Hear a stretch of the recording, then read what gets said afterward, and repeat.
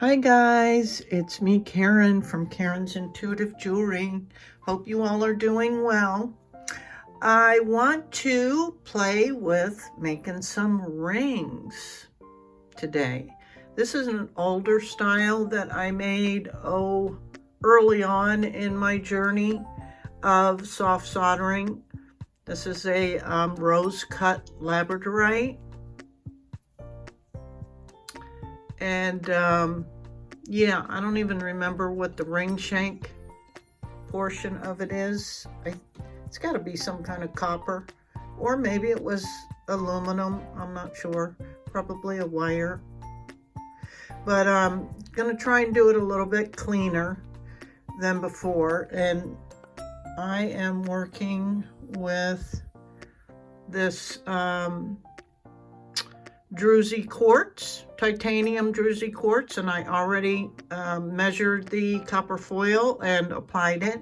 And then this is just a piece of 14 gauge pure copper wire that I measured on a ring mandrel. I want to try to get about a 6 3/4 inch ring size, and I hammered the ends so that it'll lay a little bit flatter on the side of the stone. So we'll see how this goes. And as I said, using these few things, I'm going to be using my Agate FX601 set at approximately, I don't even have it turned on yet. I have it turned on, but I haven't set it. I work mainly at about 360 Celsius, which is about 690 to 700 Fahrenheit. And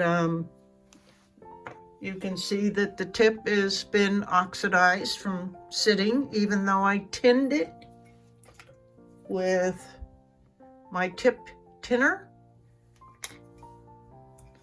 But a quick little swirl in this copper wire brings the tip perfect again. So I've got that set up and ready to go. I use Silvergleem as my number one. I'll be using this Novacan Old Masters stained glass liquid flux. The reason I like this is it cleans up better. It doesn't have the fumes of the paste flux. It doesn't create that puff of smoke when you apply your heat to it either. So this works real well with the Agate. Always, of course, start with clean hands. And I used rubbing alcohol to clean the stone before I applied the copper foil tape.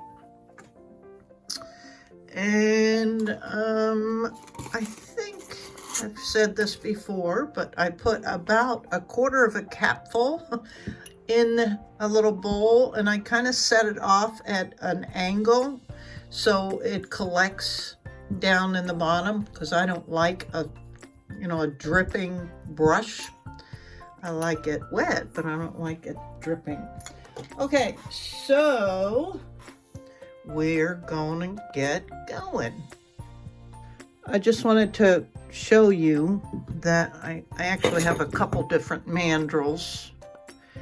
This one's round all the way around. Then I have one of those plastic ones. Where is that? There it is. This was probably my very first one. This cheap plastic one, and it has a little divot in here. I guess is for like the stone to fit in there or something. I'm not quite sure, but this was the first one. Then I got this one. And then the friend of mine who gifted me all this silversmithing supplies gave me this, and I don't know if you can see it. It's got a channel down here and on both sides, really. So those ends sit flat, which I like for certain projects. For example, this one. As I said, I'm going to try and get like a 6 3/4, which is about there. And I can really set it down in there and get that kind of flat. Okay, I'm initially going to just try and attach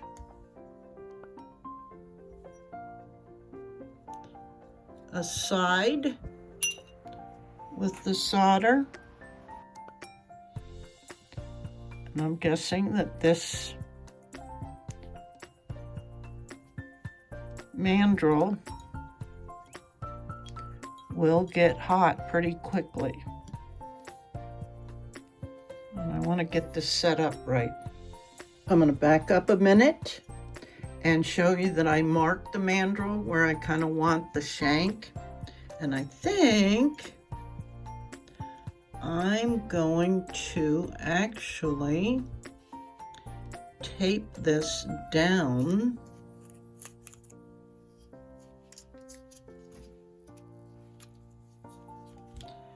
to make sure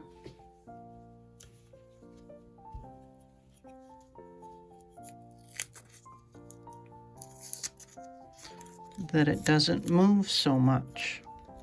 So give me a minute.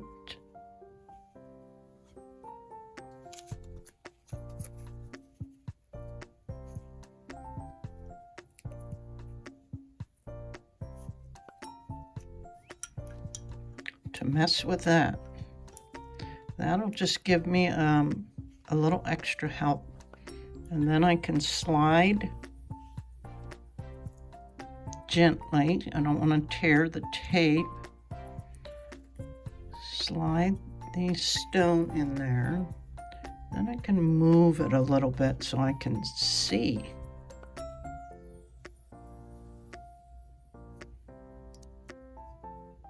Okay, now I feel better. Sorry about that. So I'm going to just put a little bit of flux on one side. Clean my tip again. And just do what they call tack soldering, which may take a minute. It's nothing extreme. Just really want to get it attached. Flip this over and do the same thing on this side.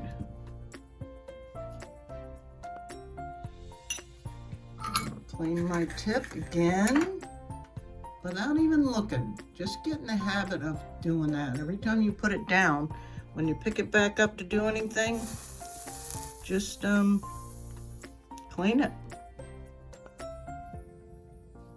Just presume that it's dirty. Okay, now that is connected.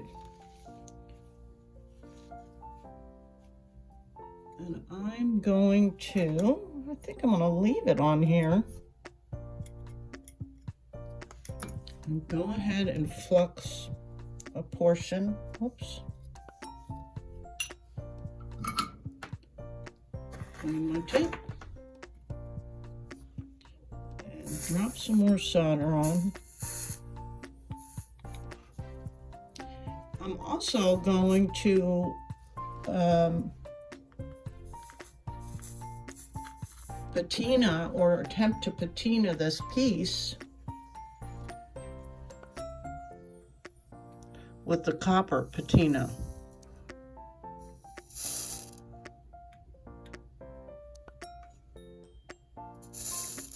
I like using this mandrel. And so far it hasn't gotten hot.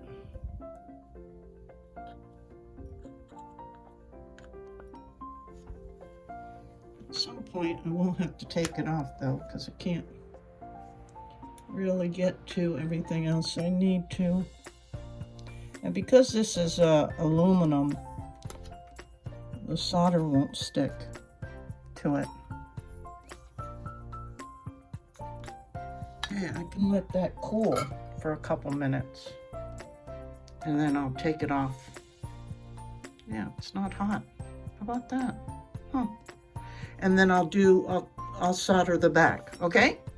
Okay, now I'm gonna do the back. Let's put some flux and clean my tip and drop a couple things of solder on here. Don't need a lot right now.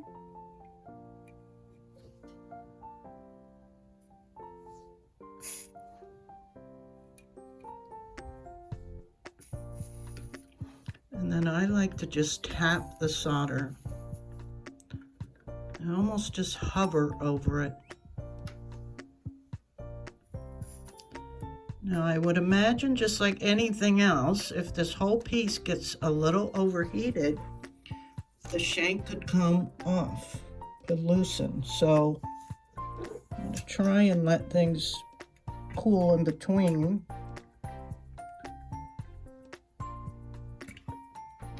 Let's see what we got here. Oh, I'm using this third hand to help it helps that the top of this stone is flat. But here we go. Looks pretty good to me. Let's see what the front looks like. Now I do know this one side over here is taller than this side, but that's okay because I actually want to put a decorative dot on this side as well. So let's do that now. Cleaning my tip again. Move that out of the way.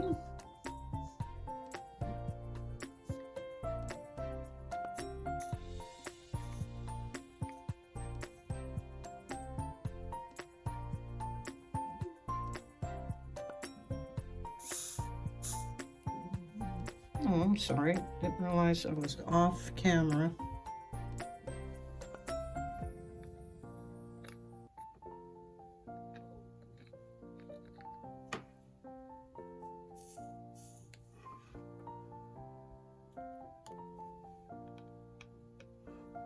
I want to get a little bit bigger dot on here if I can.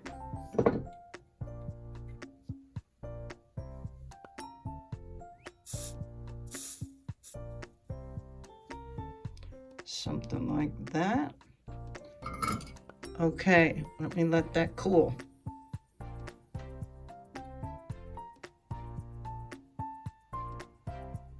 I'm just trying to get another little dot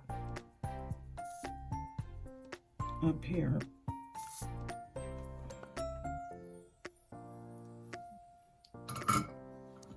I'm gonna flip this over. Believe it or not, this hasn't gotten very hot at all.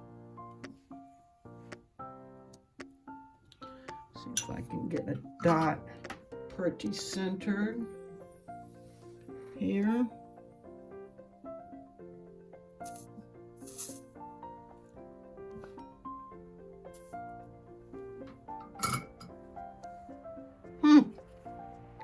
Well, look at that.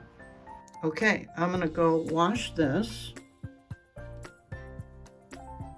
Actually, I think I'm gonna do a little texture on this. And then I'll clean it up because the piece has to be super, super clean to even consider the copper patina.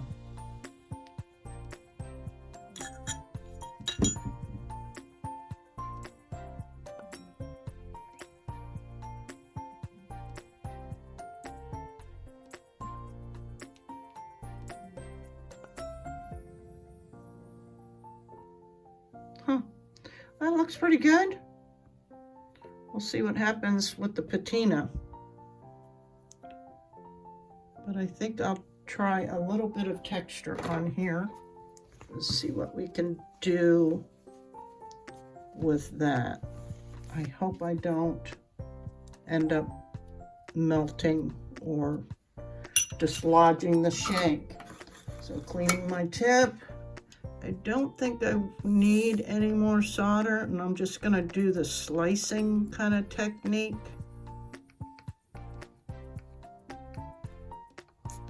It just adds a little bit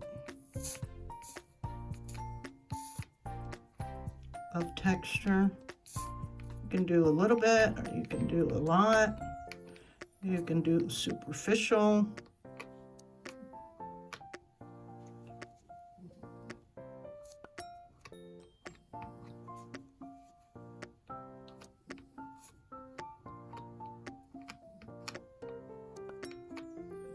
This is probably the easiest type of texture because it's just random.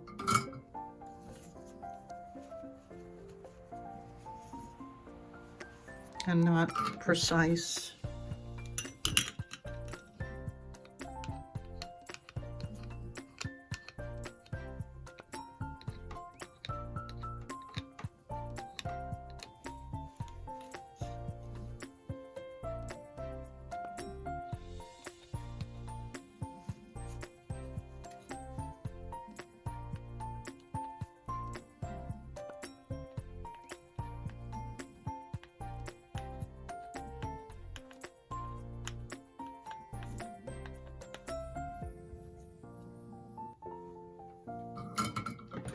Try holding it with this.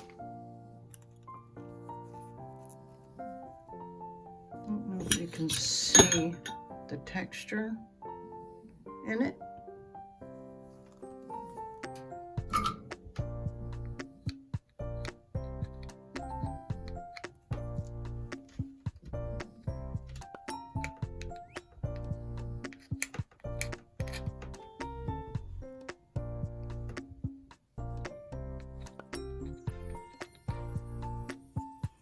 Okay, good enough. So I'm gonna clean it up and I'll be back. Okay guys, wish me luck. This is the Novacan Super Bright Copper Patina for solder. Even though I think somewhere on here it is recommended for lead solder. Let's see if I can find that.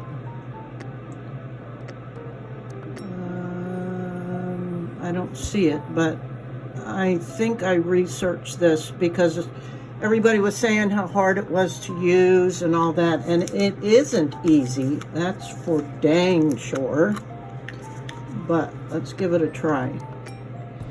So I'm going to start with just a little bit again, pour it into my little well in my saucer,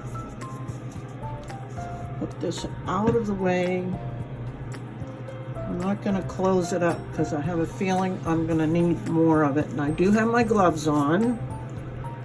And we're going to start with Q-tip and see what happens. Shall I zoom in more for the first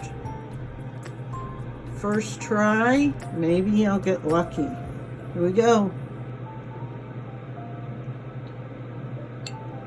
Okay, we have some copper. That's good. Let me zoom in further.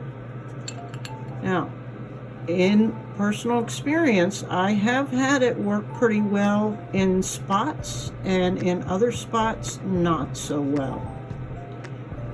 But this is working pretty well. Actually, I'm surprised.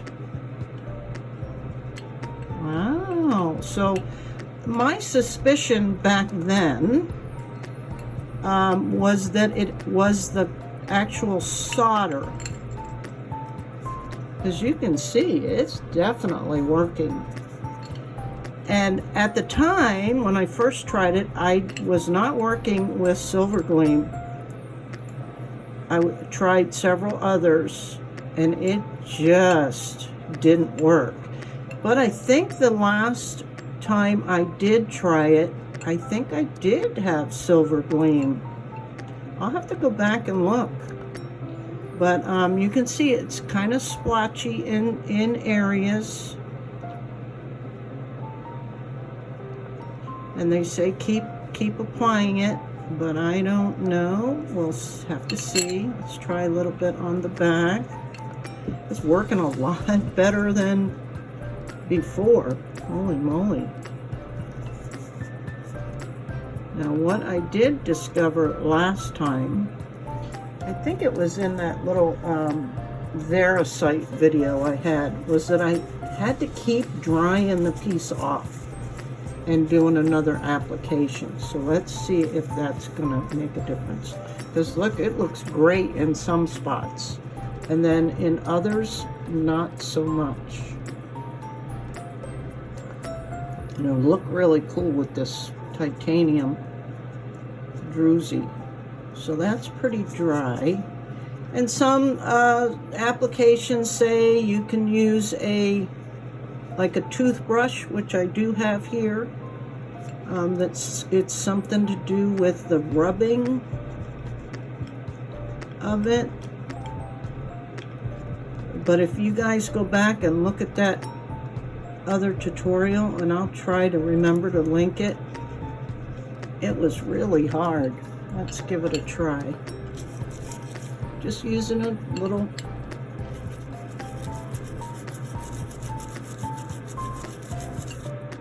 not really doing much else now. So I'm gonna try what I did in that other tutorial, which was I put all this other stuff aside. I dried the piece. I even cleaned this up and started fresh, thinking that all of those things had something to do with the process. So let me get a fresh little bit of, pretend like I'm starting all over again. I really have it pretty good in majority of the spots, the majority of the pieces, but over here is definitely not so good. So let's try. This is, and you're not even supposed to wash your piece because it turns it to like a pewter. So I don't know. Oh, see, it's kind of working again. So I don't know, guys. I think it has something to do with it. Like from dipping and dipping and dipping, it's like cross-contaminating it and weakening it. Because that was definitely better. I'm going to turn this around and try it in a different spot. How about here? And yeah, see, it does make a difference, huh? I don't know why. I guess this solution is very sensitive. But I'm also going to attempt to get some black down in those grooves like a legitimate patina would do, because this is not. And you see, it's not working on the copper. It just works on the solder. But I do love copper. I really do. And I'm seriously looking into the electroforming. Oh boy, that'll be a whole big rabbit hole. But yeah, so you see, guys, my theory that after you've been dipping and dipping and dipping, it somehow reduces the effectiveness. I don't know why, because this is technically, as I said, what I read was that it's mainly used in stained glass. And if you'll Google on YouTube some of these stained glass artists that are using this exact product to copper their seams, you'll see it's not so great even with them. But so far, I think this is the best application I have had personally. There's still some spots here and there,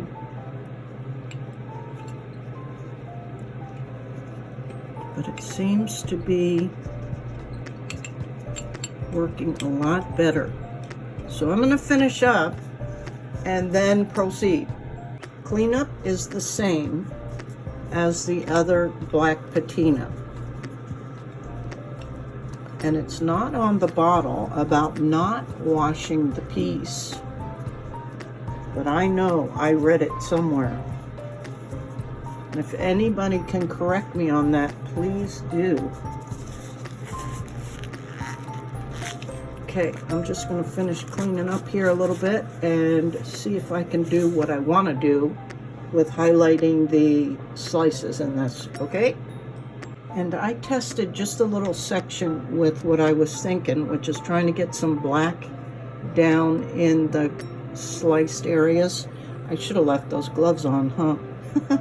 Anyway, because this is not like the patina we think of, which will settle down in the grooves or the recessed areas, I have to use something different to do that. And so in other videos I've shown, this is a painter's marker, and it has black paint in it.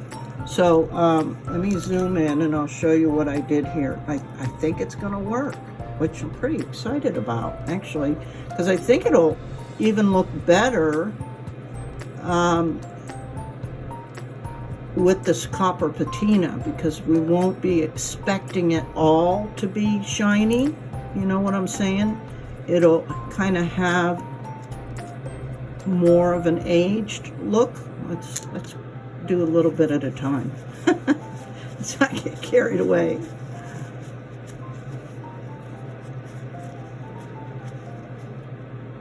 Yeah. So it's giving it more of an aged copper look, which I'm happy with that. It's kind of what I was thinking.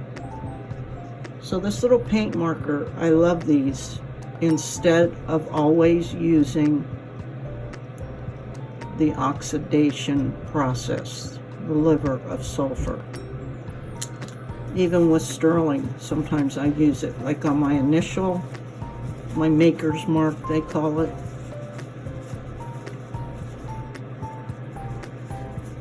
And then I think that the polishing pads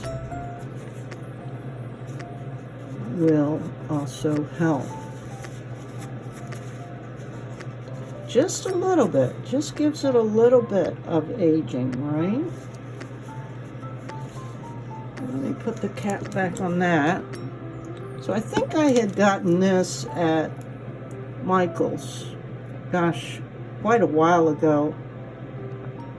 And of course it's so little, the writing, but it is Express Yourself, opaque paint markers.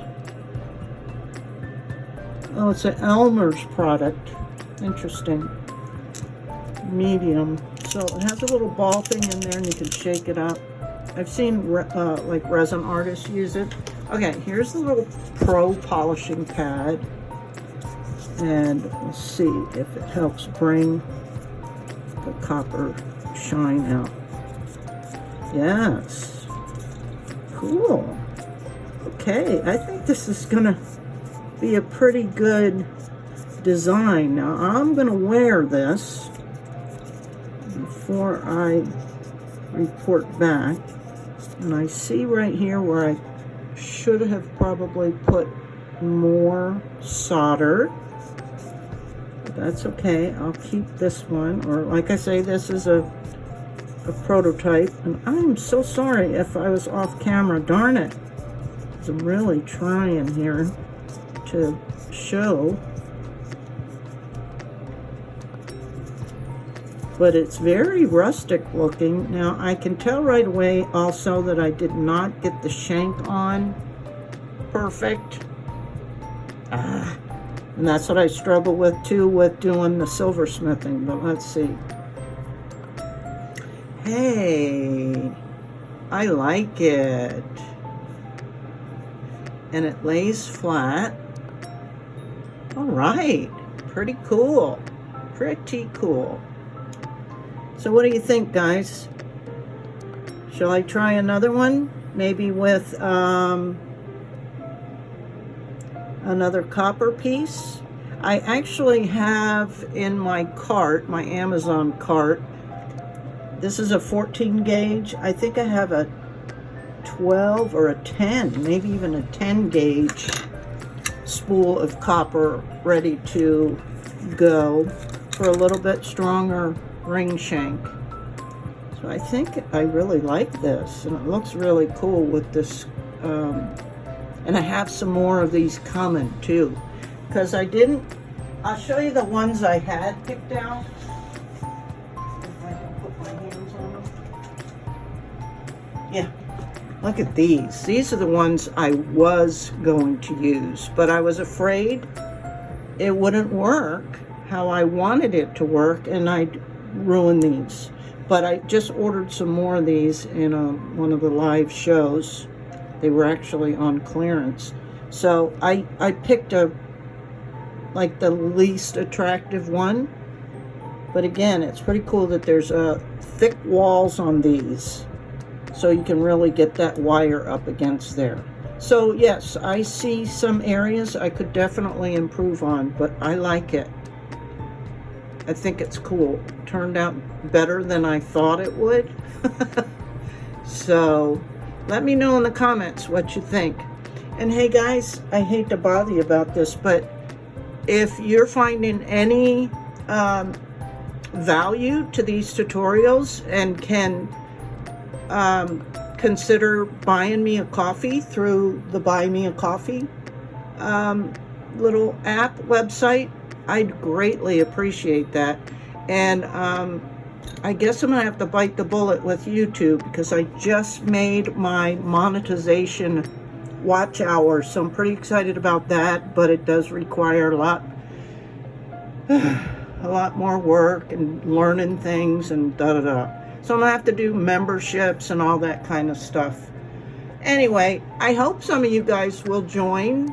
And of course, I understand if you're short on funds, because I am. I can never do it, but it'd be nice for you guys who do have a few extra bucks to help me out to build the channel, because I really want to add to my growing tools and learn some new stuff, and maybe get into that electroforming. That would be fun.